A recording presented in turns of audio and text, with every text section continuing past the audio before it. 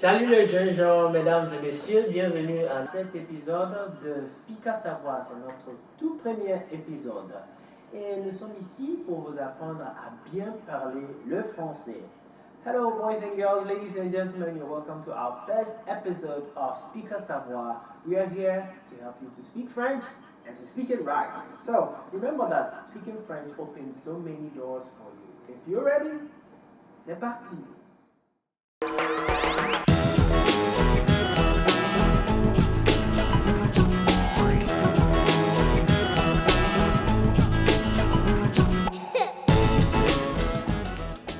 The expression we're looking at today is "tant pis." Tant pis. Note that the expression literally means so much worse, but its standard meaning is what a pity or what a shame. As an interjection or exclamation, it simply means too bad, never mind, oh well, tough. Tant pis can be used in varied contexts, but we are going to highlight its two main meanings. The first context is when you're disappointed but resigned to your fate. Example 1. For example, example 1. Il n'y a plus de jus d'orange dans le frigo. Tant pis. There's no more orange juice in the fridge. Oh well. Example 2. Example 2. Sa mère l'a laissé de se débrouiller tout seul dans les rues d'Accra. Tant pis.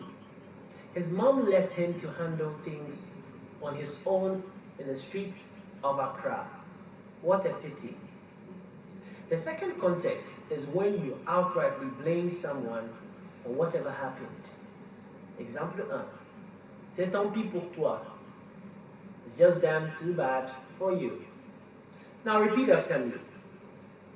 Tant pis. Tant pis.